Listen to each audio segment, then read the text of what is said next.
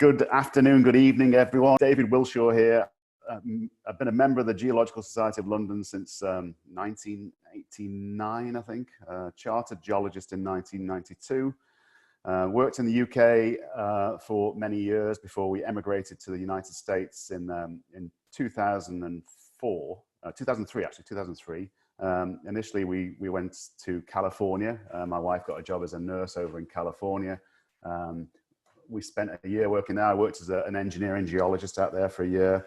We didn't really get the full benefit of the crazy California lifestyle, really. So we didn't settle there that well. So then we thought, well, where else have we, been on vacation, which would be a nice place to live? So we ended up in Florida. So by some kind of strange set of circumstances, but we moved to Florida in 2004, and we've settled here.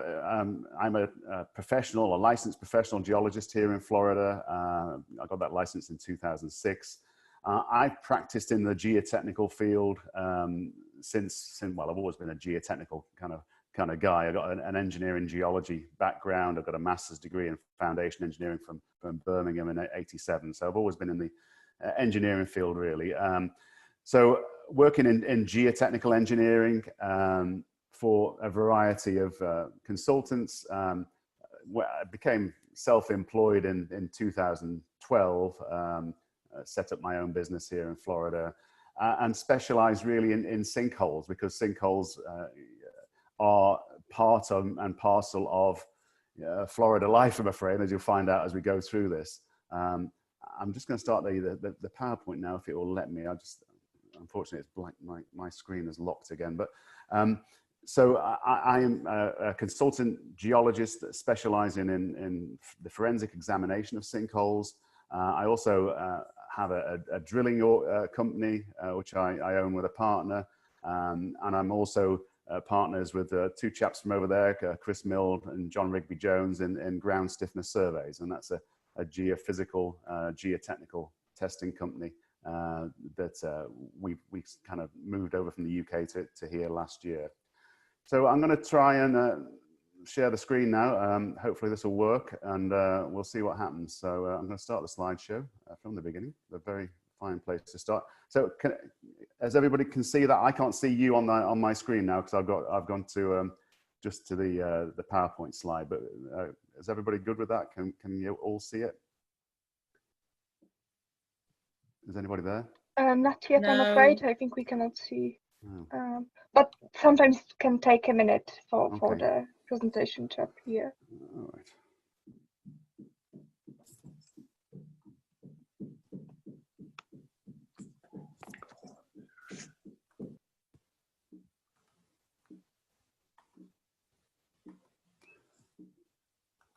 Still not there? I'm afraid not. Right, let me just come out of that, because it must be something in Zoom. So share screen.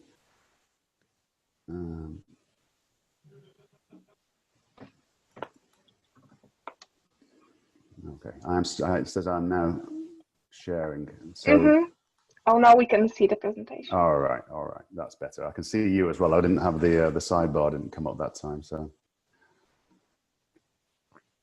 all right. Okay, I think we're in. Well, hey, look at this. All right, so I was initially meant to give this live because I was due to be on vacation in the UK this week, but so it didn't quite work out. But I'm glad we managed to get some people on to see it virtually.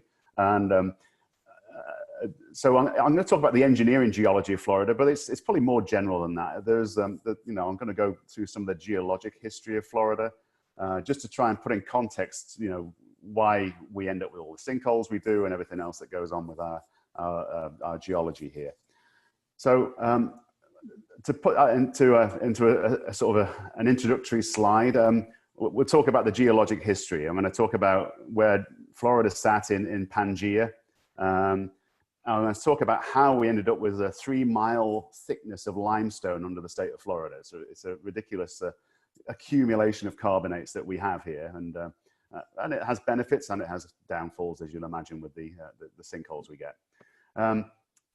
after the sort of the carbonate factory shuts down, we got inundated by the sea. We drowned in deep water, so we have some deep water deposits which we are able to exploit for phosphate ore.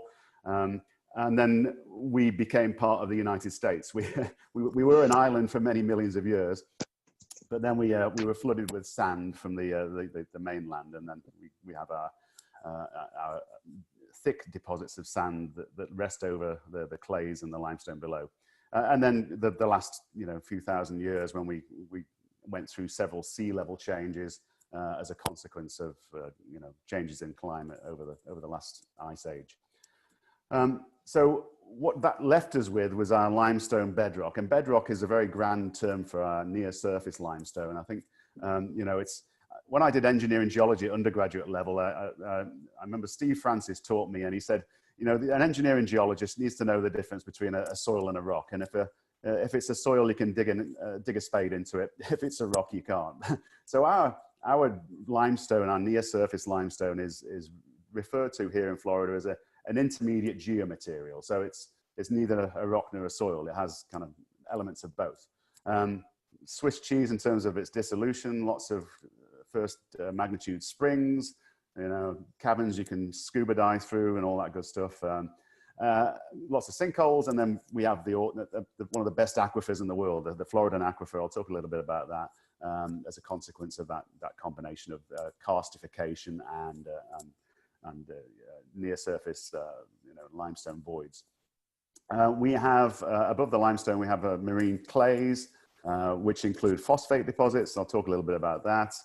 We do have some expansive soils, although it's not really a big problem here from an engineering geological point of view. But we do have fuller's earth and things of that nature, where you do have some clays which will shrink under excessive dryness.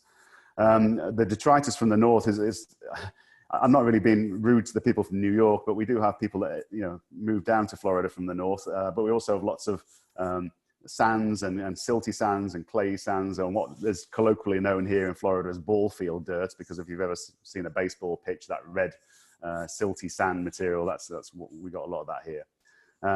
We, as a consequence of being a dissolving carbonate platform and being inundated by sea level change over millennia, we have a relatively flat topography. So we have lots of swamps. We have organic soils, which again is colloquially known as muck, which is again, when you move here, you start to pick up these local terms. But yeah. And we have very shallow water table. So from an engineering geology point of view, you're generally not than a couple of meters away from groundwater. So this is an outline of the state with its main geomorphic features, I guess, and you'll see there's not very many of them. We are mainly a lowland state. If anybody's ever been to Florida on vacation, you'll know that there's no towering mountains outside of Walt Disney World, really. So, and we have a ridge of the Central Highlands. It's kind of optimistically called down the center of the state. I'm sitting in Orlando, so I'm kind of on the edge of that ridge. I'm sitting 30 meters above sea level, so it's relatively, very very flat place. The high point is right up near the Alabama border there. Walton County has Britton Hill, which is the highest point in Florida, 105 meters above sea level, and it's the highest point of any of the 50 states. So we've kind of got, it's not much of a claim to fame, but it's all we've got in terms of topography. But we do have some sort of hidden topography. If you take a bathymetric view of the state of Florida there, you'll see that we have this kind of wide oceanic shelf, and then it drops steeply down into the Gulf of Mexico to our west, and then the Atlantic Ocean, particularly off Miami there in the kind of in the sort of the bottom corner here of Florida. We drop off quite into quite deep water there. There's a great deep sea fishing off of Fort Lauderdale and off Miami. So the geologic map of Florida is it's not complex, as you can see. We have it doesn't take much to be able to list the stratigraphy here, but we're the oldest outcropping just about subcropping, really, not really outcropping in most of the places, is the Eocene limestones. So we do get some limestone outcrops on the what's known as the Big Bend of Florida, which is up here where we have this kind of blue Eocene deposit here. So that's all limestones. The Oligocene is it's also limestone, really. Most of the Oligocene has been attributed to a formation called the Swanee limestone, which is, again, a very heavily karstified, soft rock kind of soil, carbonate soil. The Miocene deposits are our deep water clays, where we have the phosphate deposits and some relatively expansive soils. That's in the green. So there's kind of a swathe of those on the sort of west side of Florida. The Pliocene tends to be sands and silty sands and clays. Again, deltaic deposits, which have came down from the north. And then most of the state has thick deposits of Pleistocene and recent sands. We have one big sandbox here, you know, and if you've ever been to Florida, you'll appreciate that. So to pull a geologic cross section through the state, I should credit Hines' book here, Geologic History of Florida. I've stolen a lot of slides off of him. He's a lecturer at the University of South Florida in Tampa, so he doesn't mind. He's a good guy. So here we go, is a cross section through the shelf in the Gulf of Mexico, coming in through Tampa Bay, then going out through Jacksonville, and then out into the Atlantic Ocean. You'll see that, so Florida's in this bit in the middle here. So there are some basement rocks. I'll talk a little bit about those. You'll see we got the steep drop off the West Florida escarpment there, the seafloor, just over 3 kilometers deep. And on the Atlantic side off the escarpment, the Florida Bahamas escarpment there, the seafloor 4 kilometers down. So we have the Upper Cretaceous doesn't outcrop anywhere. We know it only from oil and gas wells in the south of Florida and from water wells. And then we have this tertiary Eocene, Pliocene, Miocene, Pleistocene, and recent on top of it. So the tectonic setting, again, it's from Hines' 2013 Geologic History. We're in an area where we don't have any tectonic activity per se. We do get the odd rumble here and there. The Georgia Rift Valley is something to bear in mind as I talk about the history here. You'll see that we're on the Florida Bahama platform, carbonate platform. We do have some subduction on in the Cuba Antillean orogenic zone here, where there's been some movement. We almost were subducted underneath Cuba at one stage, but the plates changed their direction and spared us. But it is relatively straightforward. In terms of folds and faults within Florida, there's a minor anticline runs up the center of the state, but we really don't have much structural geology per se, and most of our structure comes from karst. So a quick spin back through the last 500 million years. We had obviously the collision between Laurasia from the North American plate and then Gondwana, South America and Africa. That created the Appalachian Mountains, which were the source material for our siliclastic sediments that lie on top of everything else. We have an exotic basement. We are not truly North American. we share basement rocks really with South America and West Africa. We were at one stage right in the middle of the continent. We're in the middle of Pangaea. So if you look at us on a sort of a composite map, we're kind of right there in the middle. The furthest away from the sea you could hope, 2,000 kilometers away from any ocean. So there's this mosaic of accretionary wedges and other accretionary blocks in the center of Pangaea.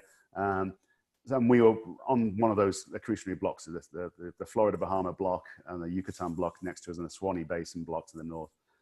So once the Atlantic starts to rift apart about 200 million years ago, it starts to rift along that South Georgia rift basin I showed on a couple of slides ago. And that's near the suture line where we were kind of sort of welded onto the Eurasian continent.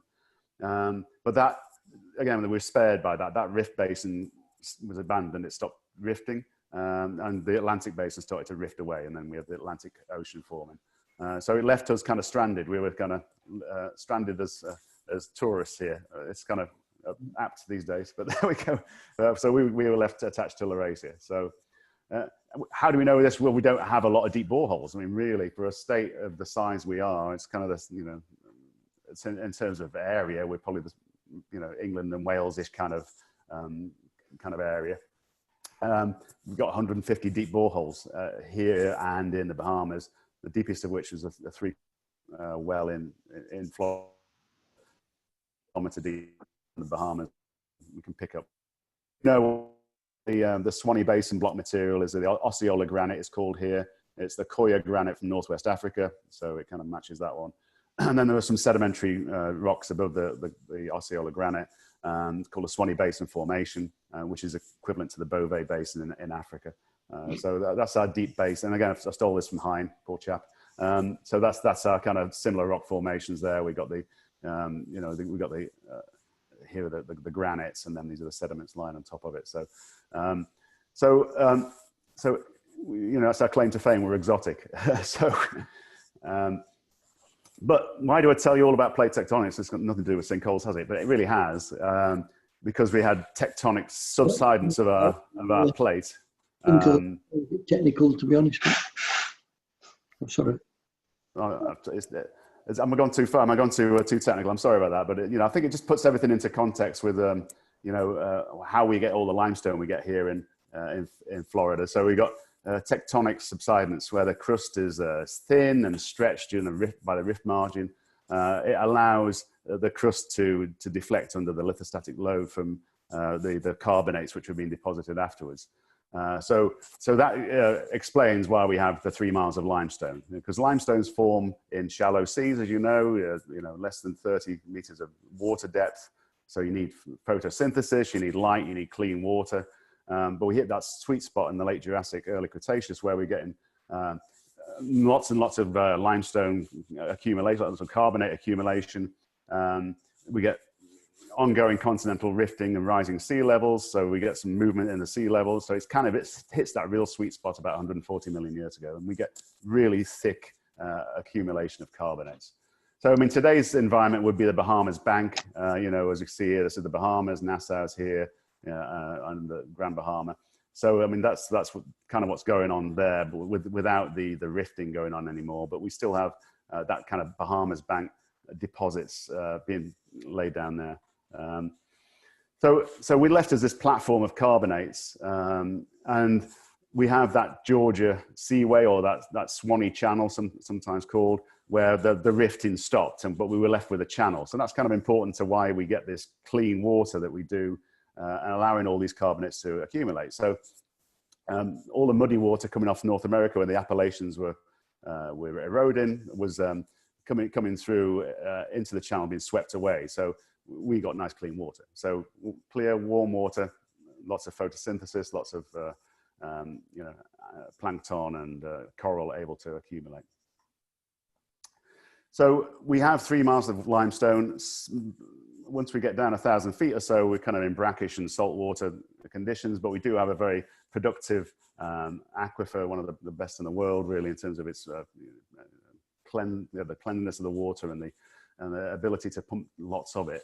The Floridan aquifer isn't just in Florida. It extends under parts of Alabama, southeast Georgia, to southern South Carolina, but all of Florida is underlain by this limestone aquifer. It provides water for the major cities like Jacksonville, Tallahassee, and here in Orlando. But there's also hundreds of thousands of smaller wells that tap into the Floridan aquifer for smaller communities there. So in a kind of a graphic of what the Floridan aquifer looks like, we've got a saltwater intrusion at the base there, because obviously we're a peninsula sitting out there. We have the main Floridan system here, and then we have these 2 confining units. There's an intermediate in between 2 of the confining units. These confining units are the clays we're going to talk about, which are the deep water clays. So we do have artesian conditions. We have a lot of springs, and the springs are, a lot of them are first magnitude springs with huge discharge rates. We have recharge of the aquifer through sinkholes and through some of these lake systems, and from the surficial aquifer where there's breaches in the confining layer. So we have the limestone, so that's our kind of bedrock, and then we had a lot of bad things happen in the world. You know, we had the greenhouse Earth. We had a lot more volcanic activity. We had high CO2 levels in the atmosphere, a lot of sea level rise. So the sea level was 300 meters higher than it is today. There was no polar ice caps. We had very sluggish ocean currents, anoxia in the oceans, and then we got hit by an asteroid. So, you know, it all happened. There was there's debris slide, submarine limestone deposits in Cuba, just to our south. We don't have any in Florida, but we were part of that kind of kilometer-high tsunami and everything else that happened after Chicxulub. So that kind of changed as the deposition, really, and we got much deeper water, so no considerable thickness of limestone anymore, but we're getting a lot more deep water deposits, clays. A lot of the clays are very rich in phosphate. So phosphates are a big deal in Florida. I mean, you know, we're one of the biggest phosphate producers, fertilizer producers in the world, next to China. You know, a lot of Florida's it's a big deal here. The Miocene Bone Valley member is the principal deposit. It's called the Bone Valley member because it's a placer deposit. It's recycled phosphates that have been placed by rivers. So we get a lot of fossils in there as well. You know, we've got a very rich fossil record in the Bone Valley. So the phosphates come from upwelling deep ocean currents and lots of photosynthesis and shallow surface water. We ended up with a very sort of full food chain. From there was so much phytoplankton, we got a bunch of fish, so then we get very large predators. So we got this megalodon shark, which we find everywhere in the Bone Valley. There's so many shark's teeth there. It's a 60-foot long shark, 18 meters long. So that was the sort of apex predator. So we know that it was a very rich in fauna at that time. So we get a consequent. We get the buildup of, oh God, there we go. Sorry, got carried away with myself. So we're getting a buildup of organisms there, which are then dying, falling to the seabed, and then being consumed by burrowing organisms, and they're excreting phosphate-rich fecal pellets. So it's where there's muck, there's brass, as they say. So, you know, we've got that as a deposit as a consequence. So this is a megalodon. Let's always put this one up. This megalodon shark was a bit of a beast. We pick up these shark teeth fossils. That's a great white shark on the right-hand side there, and that's a megalodon shark's tooth. So I mean, it's an apex predator, and there's lots and lots of them in the fossil records. So these are the upwelling currents. So you can see when we're talking about here in the Miocene, we've got this is the paleo shoreline to our north. So we're into Georgia here. This is the Florida current shoreline, and this is all that was kind of upland areas in Florida at the time. So we're getting these upwelling currents bringing the real concentration of phosphate deposits to my south here in the sort of the Tampa Bay to south of Orlando area. So the next part of the story really is that we start to see inundation of sands coming from the Appalachians, the erosion of the Appalachians, which filled in the Georgia Seaway. So that channel, which is allowing water to pass to our north, is cleaned out and then filled in with sediment. So we start to get muddy water, we get deltas, and we get more of our clay sands and sandy clays, which we cover the most of the state. And then today, most of it is longshore transport. And that longshore transport comes to my area, to the end of this ridge, 100 feet above sea level. To my south, there's a huge deltaic deposits, the Peace River deposits, all the way down through Miami to South Florida. So there's great thickness of sediment down there. There are some shallow limestones in Miami. The Miami oolite is a shallow limestone. But most areas south of Orlando, you don't see many sinkholes as a consequence, because you've got this great thickness of sedimentary deposits that lie on top of the limestone. So we had, the Florida Peninsula was, you could be 60 miles from the sea at the coast. Back in the day, 20,000 years ago, being the last sort of low stand. But we got terrace deposits. So we got 5 or 6 different terraces, marine terraces, as we reflect in different changes in sea level through global warming and cooling. I know it's anthropogenic warming is one thing, but obviously we've had, in the last 2 million years, we've had lots of Milankovitch cycle generated variations in sea level rise. So we got those that match to our marine terraces here in Florida. So today we don't get much new sediment coming here. The rivers don't really push much sediment out. They're fairly clean rivers. So we don't get any deltas as such. Up on the Florida-Georgia border, there is a delta, but most of what we got is just clean beaches. As you know, we're famous for our beaches, but those beaches are eroding, so we're in a net sort of erosional condition. So if you go back into the 1950s, this is Miami Beach. There's been a program of beach nourishment over the years to keep that asset for the state, which is the beaches. One consequence of the ongoing rises, whether it be anthropogenic or just a general sea level rise anyway, is that you've got cities like Miami, which is a city of 5 million people, which is projected to be underwater. So a 2-foot sea level rise in Miami sees a lot of that major city underwater. So in terms of sustainability, there is obviously that's one city in the United States that doesn't take it for granted. I think they know when they have a high tide, a high spring tide in Miami, the streets become flooded. So that's that's one area where there's been a lot of infrastructure put in place to try and prevent that city drowning.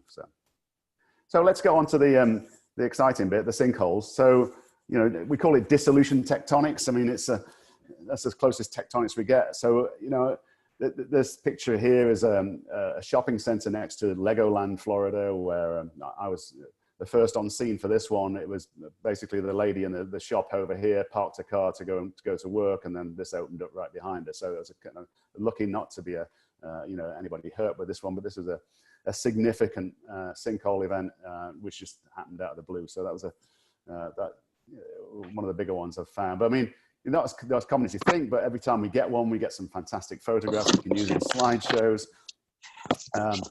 This was a house in a place called Spring Hill, Florida, where there was a lot of sinkhole activity in that area. They're in the process of trying to stabilize the soil under this one. So these are the grout pipes you can see in the ground. So that kind of didn't work out quite so well.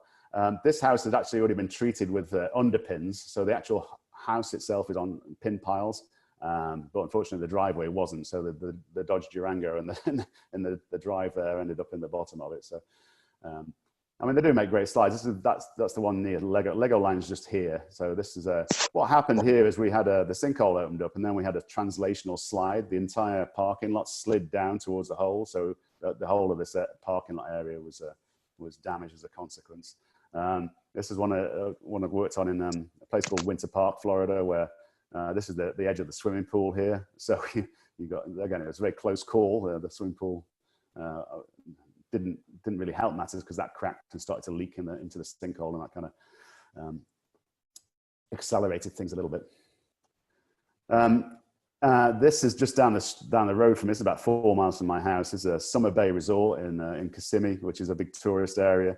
This is a condo. It's a vacation condo, really. So there's people on vacation here, having a lovely time at Disneyland. And this started as a cracked window, which the night watchman noticed around about 11 o'clock at night. He thought either somebody's trying to break in here, but what was really happening? The building was starting to move, and he watched it. He saw it crack again, and he evacuated the entire building. So nobody was hurt with this, thankfully. But obviously, the building was a complete loss. But if you see this as a 3-story building, probably occupancy of when it's full, 50, 60 people. So he did well to get everybody out.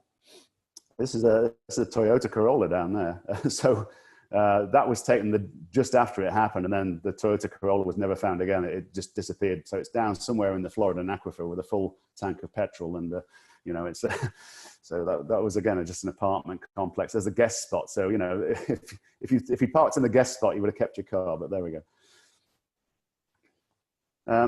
So the Winter Park sinkhole is the kind of the game changer, if you like, for Florida in terms of how the populace treats sinkholes. So this was a 1981 event. It was a 300-foot wide cover collapse sinkhole. It was probably the first one to get full television coverage. It was, it was one of those which the news crews really kind of focused on. So because it was so dramatic. I think the main reason being is that this was an auto dealer, car dealer here. So, and they specialized in exotic cars like Porsches and BMWs. So the news footage of the Winter Park sinkholes saw all these expensive cars falling into a hole, and it kind of caught the public imagination. It doesn't take much to catch the public imagination sometimes, but that certainly did. And it led to a complete change in the way that sinkholes were treated in Florida. Up until then, there'd been no sinkhole insurance, that you couldn't insure against sinkholes. It was just, never really thought of as being something which would ever bother you. But after 1981, after the Winter Park sinkhole, then it became mandatory for insurance companies to offer policies that cover. And this is now the Winter Park sinkhole as it is today. It's called Lake Rose, and Rose was the lady who owned the house which was there, so they named it the sinkhole after her, which is nice, So, I'm talking to geologists. I know you're familiar with a lot of this, but just as a refresher, what causes a sinkhole? Really, there has to be a receptacle cavity in the limestone into which material can move. So the holes they're part and parcel of what the limestone is like. There has to be some kind of driving force that will create movement of soils into those voids. Now, those forces can be just the movement of water, so we can get filtration just through flow after rainfall. We can get man-made or natural ponds where we got a shorter hydraulic pathway to the limestone. We can get vibrations from construction that can create problems with sinkholes. So there's a number of different sort of triggers, if you like, and I'll go through a couple of those. Again, this is just a generic sort of cartoon of how it works. So you've got a dissolution of limestone in acidic groundwater, creating void space, and then some collapse of the overburden into those voids, which then progresses to the surface to create a hole that you can see at the surface. So we got lots of them in Florida, as you could probably imagine. So if you take an aerial or oblique aerial or satellite imagery of the state, you'll just see all these lovely lakes. We pride ourselves on our fishing and our fishing lakes, but every one of these, as you look at them here, they're all sinkholes, and you'll see there's some vague sort of lineation between the holes. Generally, you kind of squint and you'll see it, but there are some fracture lines in the limestone as a consequence of that minor anticline that we have through the center of the state. So you'd get more a dissolution sort of focused on those fracture lines, so you get larger void space in the limestone as a consequence, and then you get these sinkholes that are kind of concentrated on these kind of vague, northwest to sort of southeast lineaments usually. So people are always worried about the limestone fizzing away underneath their feet like a giant Alka-Seltzer, but it's really obviously it's a very slow process. I mean, in our climate, which is semi-tropical, we typically see dissolution rates on the order of an inch every 1,000 years. So it's very slow. So all the holes we've got under the built environment in Florida are pre-existing holes. Really, they're not holes that are created as we've developed the land. So we have the cavities, and then we have two ways of those cavities interacting with the soil that sits above them. So the most common ones in Florida are the cover subsidence sinkholes and cover collapse sinkholes. They're the two big ones. We do get some solution sinkholes in the shallow limestone in South Florida. So we get sag ponds where there's been some dissolution of just the upper layer of limestone, creating a closed basin, which then allows a closed basin in the land surface allows more accumulation of acidic water. So we get a slow solution. But most of what the good stuff is the cover subsidence and cover collapse sinkholes. The cover subsidence, so the cover over the limestone subsides because it's moving into voids in the limestone. So this is a typical, again, kind of cartoon illustration. You've got some near surface void space in the rock, and then you've got a flow of water going through the sandy soils above, and that's carrying soil particles into the holes and then leaving a subsided ground surface. So that's a process which takes months, years, and decades, really years and decades for it to have any damage.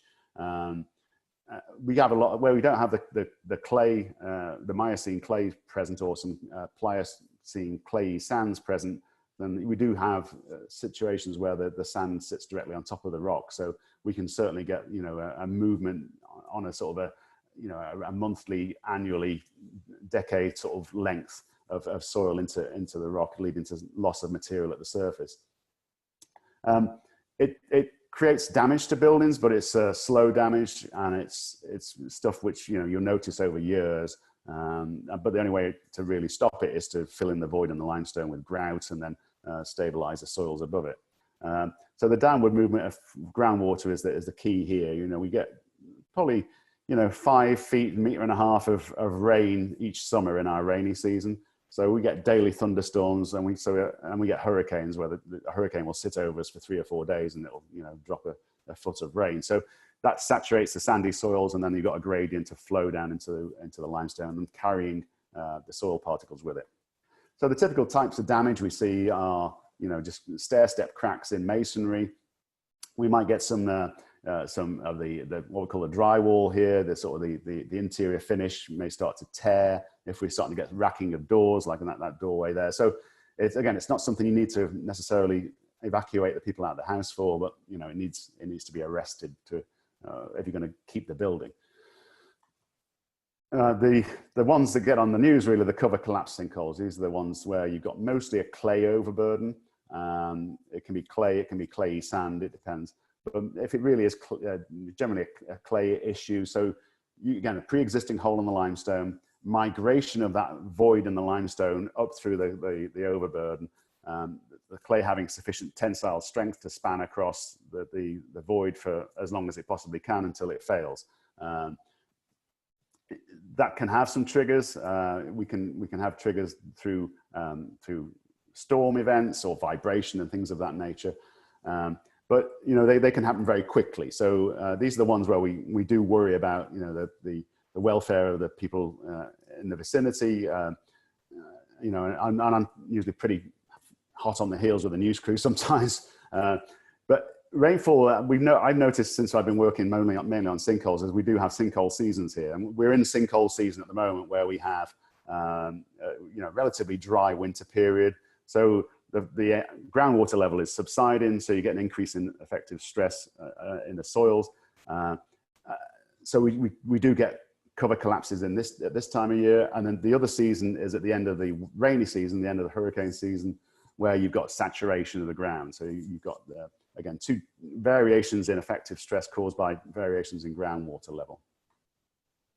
So collapse sinkholes, again, these are the ones where you know, they're very dramatic. The only fatality really that you could really call a sinkhole-related fatality was in Sefner in 2013, where Jeff Bush was asleep in his bed. This is a photograph of his bedroom, and the sinkhole opened up under the floor slab, and, you know, he was lost. He was never found.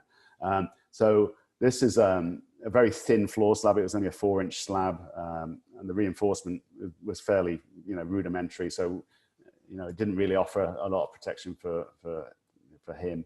And a terrible tragedy, and, you know, but fortunately it's very rare. It's extremely rare for somebody to get hurt by one of these. But yeah, that's a sudden event. You know, again, this was in Windermere. This is about 3 miles from my house here. This is again, you can see the scale here.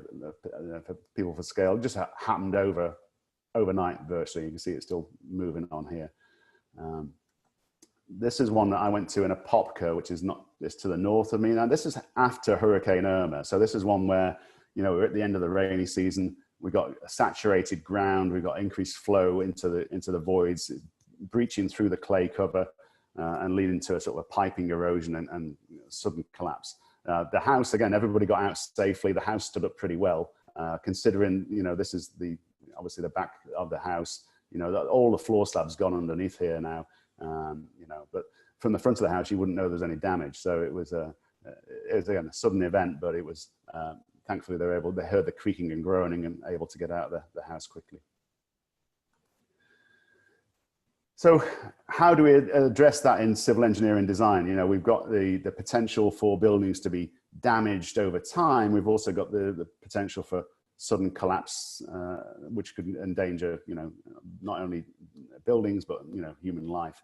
So there are some risk assessment tools that we use.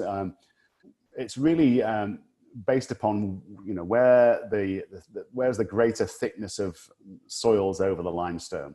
So we can map that out into areas, and the Florida Geologic Survey has done this. It's done a risk assessment. There's four different areas where they've based the risk assessment on the thickness of material over the limestone. So area 4, you've got more than 200 feet of overburden over the limestone, you know, relatively low risk. You know, you're not going to get much going on in these areas. Limestone's very deep. There's a long way for the void to go to start impacting the surface. So there may still be obviously movement near the limestone, but the limestone's a long way away from the built environment.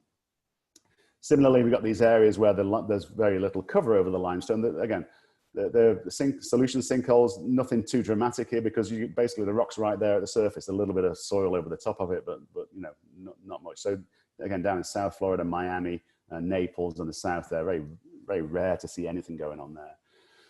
So the areas where I do most of my work are these two areas. So you've got between, you've got 30 to 200 feet of material, but it's mainly sandy material. So again, we do get quite large sinkholes, but they tend to be subsidence sinkholes. And then this area, what's the so-called kind of the sinkhole alley that they call this area between Tampa and Orlando here. We've got cohesive material which sits over the limestone. So you've got the Miocene clays there. So that's where you get most of the cover collapse events. So that's where we have more caution in terms of something that can, you know, create sudden damage and distress. So we go on to the sort of the tools of the trade for the engineer and geologist here in Florida. I mean, you'll be familiar with most of these, I hope. It's no different to what you would use in the UK. We all start off with some desktop study. We deploy geophysics, various types of geophysics. We'll do some shallow exploration just with hand augers, and if we've got shallow rock, you can get to it with just hand digging. SPT borings are the weapon of choice. Limited use of CPT. Again, it's an environment which CPT is well suited to, but it's just one of those things that they're very familiar with their SPT borings in America. So it is used, but it's not used as much as perhaps it would be in the UK. So at the desk study level, we are looking for geomorphic features. So, this is not a hill in Florida. If you've ever been to Florida and driven down, this is off the turnpike, you'll see these what look like mounds, but they're not. It's just a cypress dome. So it's where the cypress tree is, particularly likes the conditions. You've got deep sediment here. You've got the closed basin. So you've got lots of water. Cypress trees like to have their feet wet all the time. So they grow really well there. So that tells you you've probably got a sediment infill basin in the limestone there. So you do some of your due diligence that way. We get a lot of organic soils associated with our terrain. We've got lots of closed basins. You'll see from that aerial image I put up earlier, you've got lots of circular lakes. So, water comes in, it doesn't go out again. There's no sort of flow of water. So you get all the vegetation that grows on the edge or within the lake, dies, goes to the bottom. It doesn't get washed out by a river that comes through it. So we get accumulations of organic soils as a consequence. And, it's been going on for thousands of years. So you get, 10, 15 meters of organic material in some places. Now, an example of that is anybody that's been to Walt Disney World, to the Epcot Resort at Walt Disney World. Walt Disney really wanted to build across the entirety of that property, but the reason there's a big lake in the middle and a walk around that lake and these different countries you go through, you walk from Canada to the UK to France and all that. Well, he just couldn't economically fill that lake in. He really wanted to, but there's 150 meters of organic soils right there. It's a deep paleo sinkhole, which has been accumulating organic debris to some significant thickness. So the engineers that worked on that nicknamed it the black hole, not as a ride, but as because you drill through it, you're just drilling through black organic peat to hundreds of feet depth. Your desk study becomes important when you look at, we do have good aerial photograph coverage in Florida. Unfortunately, developers don't generally look at it. So this is the Land O'Lakes sinkhole, which was couple of years ago. This is a place called Lake Paget Estates. I mean, the clue's in the name, Land O'Lakes. It's a land with lots of lakes, you know, and the lakes are all paleo sinkhole features. So, so this was an old orange grove. These, what you see in here are the strips of citrus, orange trees. There was a paleo sinkhole feature here. This is all paleo sinkhole feature. They tore up the orange trees and started building houses, and you know, back in the 20 years ago or so. This is where the Land O'Lakes sinkhole occurred, and it's kind of coincident with this kind of karst feature here. And that was that's the biggest one I've seen live. You know, since I've been working here. Again, it was a 300-foot across sinkhole. So this is just after it collapsed. So there's a total loss of that house. Again, nobody was hurt, thankfully. Total loss of that house and the house in the middle there. And it encroached, took the road out. Tried to make its way. There was a lake over here. It tried to make its way to the lake.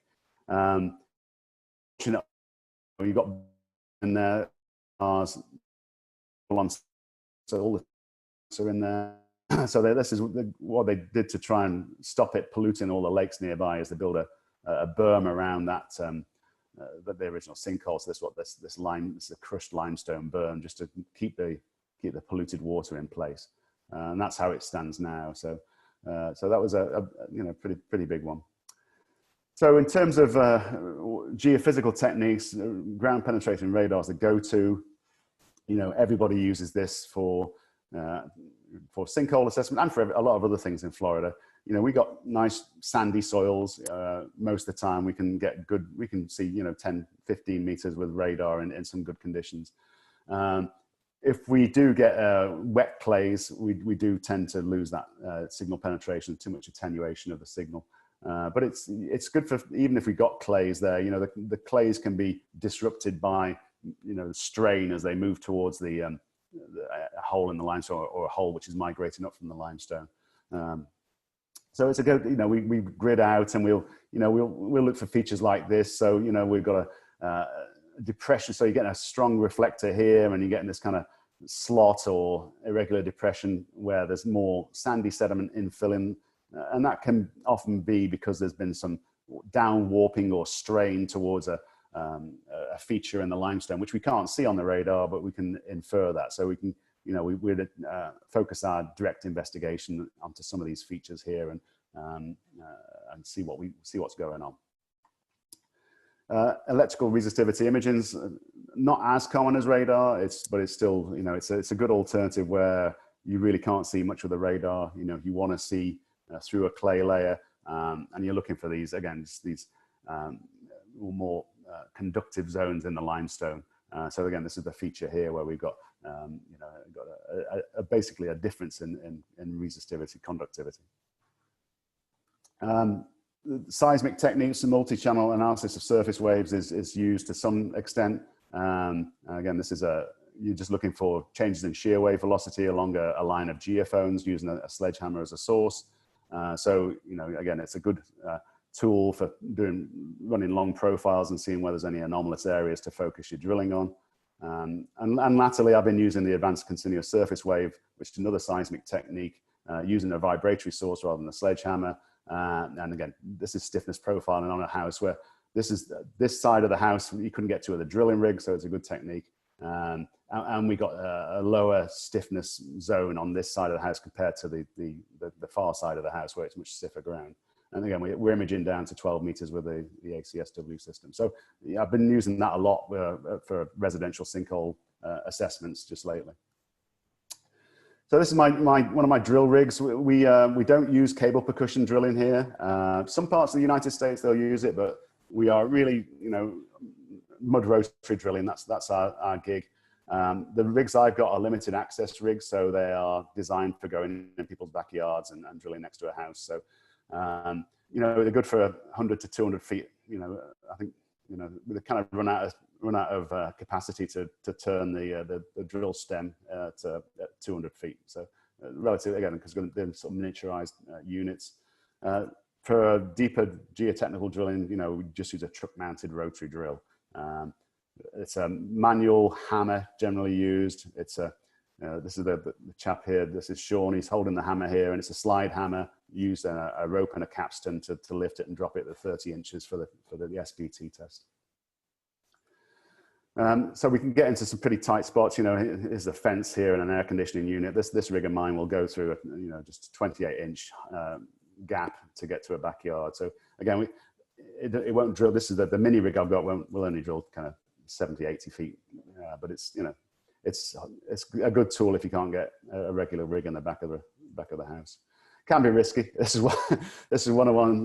You know, we're drilling to see if there's a sinkhole there, and gosh, did we find one? You know, it just it opened up. We were down 75 feet with this, and I lost all the drill rods and the sampler and everything else. But I got the rig back with a crane. That was a good day at the office, as you can imagine.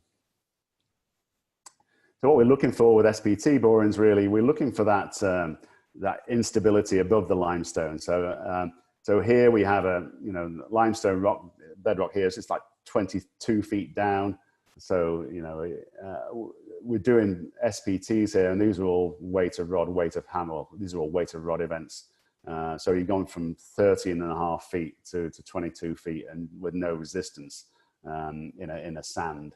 And then we got some relatively low numbers here, but we still, you know, end values are in the sort of the 4 to 11 range. So it hasn't collapsed yet. There's enough there for this overburden to have strained a little bit. But you know, this could be something which might, you know, if you've got this very weak material here, it could collapse it, you know, relatively easily.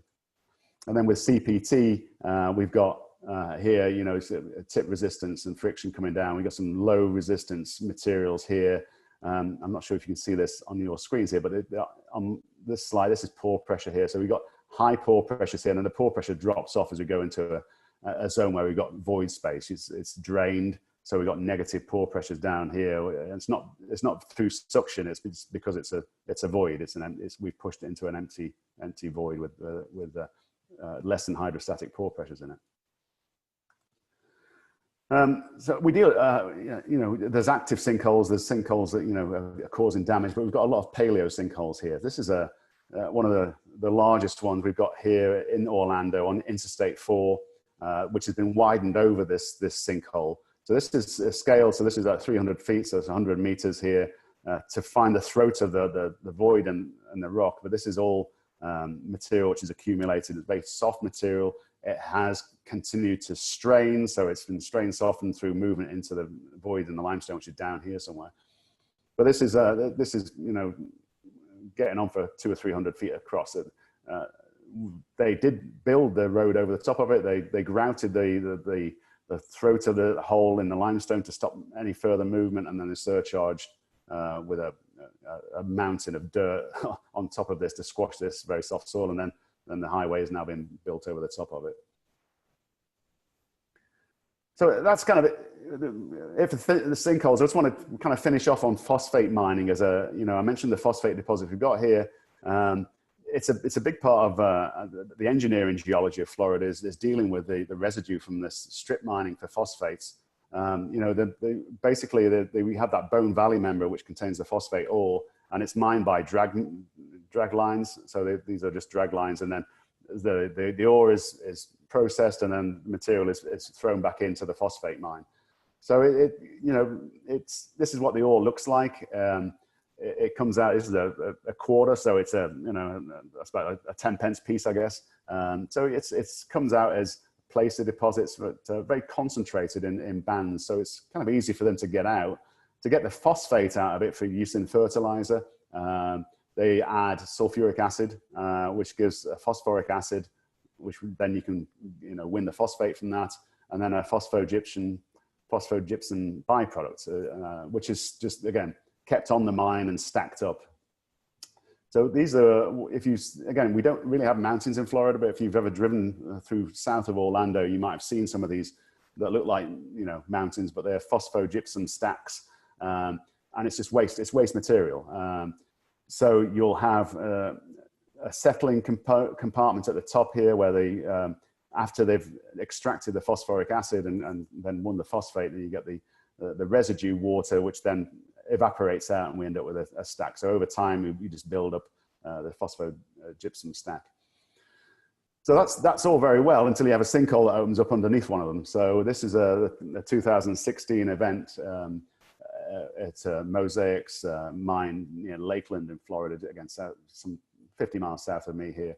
So, so this is a drain of phosphate-rich water going into the Floridan aquifer. This 250 million gallons of effluent got into the aquifer from this.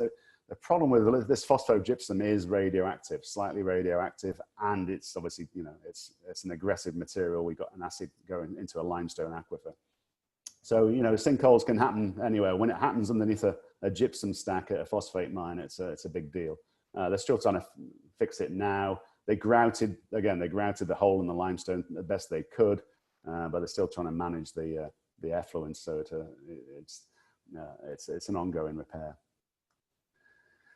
In terms of land development, we're left with a residue. So this is that same city, Lakeland, to my south. And you can see from the topographic maps, we've got, the residue of the strip mines.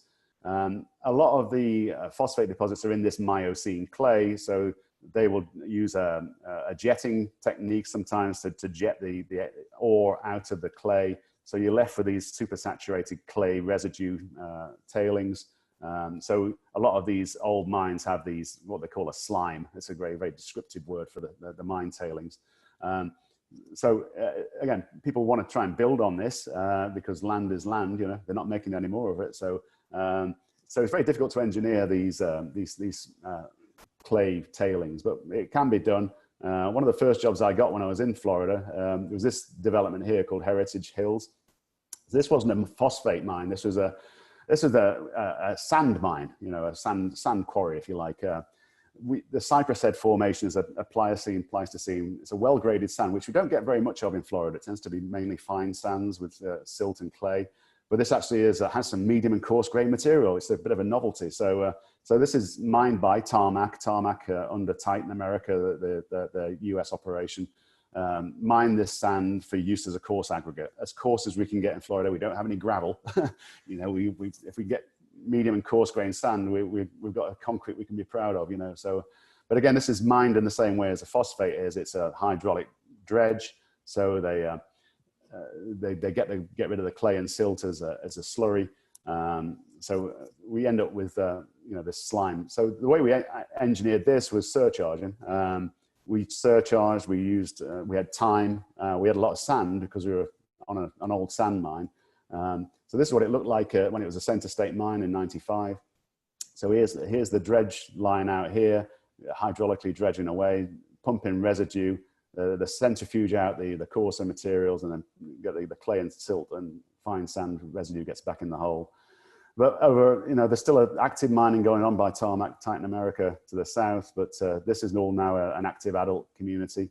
And we successfully managed to engineer, 10-meter thickness of waste clay tailings by just a program of surcharge, instrumentation, using vibrating wire piezometers and extensometers, and time. And we got the thing to work. And, the houses are built fairly robustly on post-tension slabs. Nobody's allowed to have a swimming pool, but it worked out. The owner was very happy with the way we were able to engineer that. So that brings me to my hour. So thanks for your time, and I'm open for questions. If I can maybe stop sharing the screen and I can get back and see you all. Brilliant. Thank you very much, Dave, for that lecture. That was brilliant. Really interesting to hear all about the engineering challenges of Florida and also all about its history. That was brilliant. Thank you ever so much. You're welcome. Does anyone have any questions? Catherine, it's Jonathan Calm. Can you hear me? Hello, yes. Yeah, I have got a question actually for Dave. I just wondered whether the state of Florida is and you're involved in any sort of larger scale kind of geohazard mapping or anything like that ongoing with all these things that keep cropping up. Yeah, so it's the Florida Geologic Survey has a program, and so if you want to buy a house in Florida now, you can go to their website. They have a subsidence hazard map.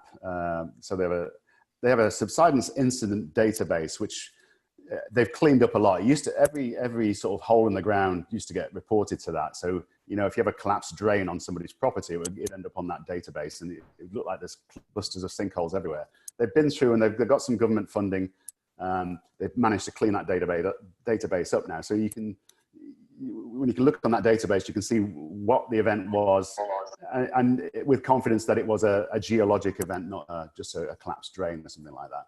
So that's the main. I mean, sinkholes are really the main hazard, and they've been, you know, very active in the last probably 2 or 3 years.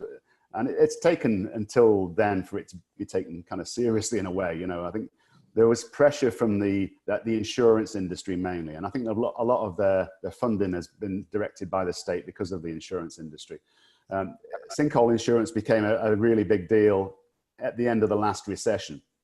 You had a lot of people that were upside down on the mortgages, and it was a lot of the legislation was very poorly written. So if you had a single crack in your building, you would say, I think it's a sinkhole, Mr. Insurance Company, come and investigate. They'd hire somebody like me, you know, do $10,000 worth of testing to see whether there's sinkhole activity.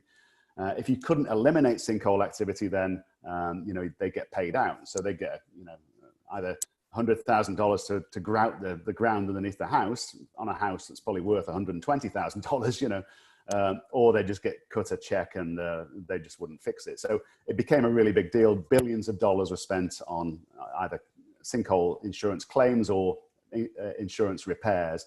So there was a little bit more, it came on the legislature's radar a bit more about 10 years ago. They changed the law, they stiffened up the language so that you have to have structural damage to a building before it will now qualify for an insurance claim.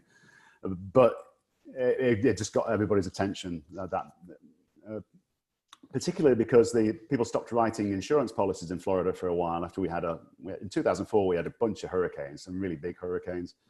A lot of insurance companies just wouldn't write a policy in Florida. So there was a state-owned insurer of last resort, Citizens Insurance, which most people in the hurricane-prone areas on the West Coast became policyholders of Citizens, which is, again, if the government's paying for your insurance or providing you insurance, then it's easier for government to start to put funding into research and development, into why these sinkholes happen and where they happen. Okay, thanks, Dave. Cheers. No problem. Hi, David. Dave Tonks here. Hello, Dave. My video on for a moment to say hello. How are you? It's been a long time. It has, yeah. I've just wondered if you could say a little bit about remedial measures. There must be a lot of grout going into the ground. Are there codes or sort of standards for remedials, and who takes carries the can? Who signs it off, please? So yeah, the remedial measure is grout.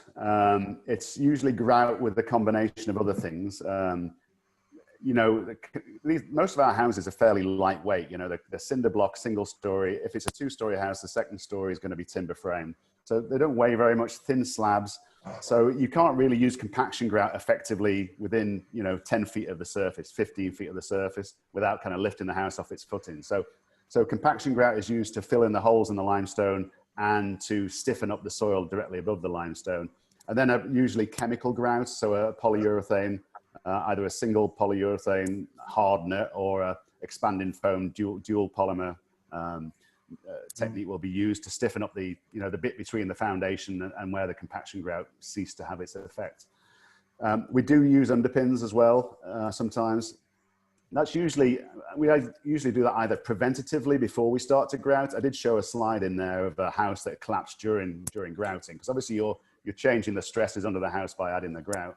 So sometimes we'll underpin first, so if it does drop out, at least the house is still there.